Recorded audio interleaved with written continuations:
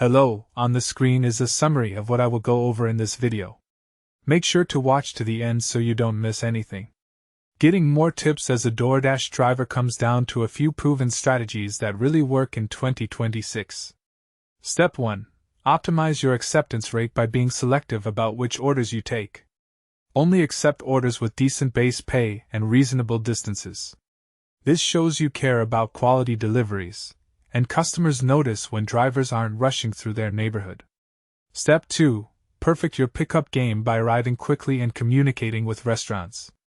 Text the restaurant if there's a delay, and let customers know you're on the way.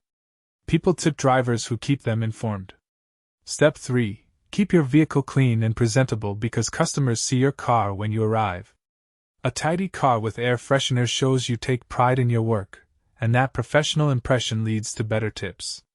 Step 4.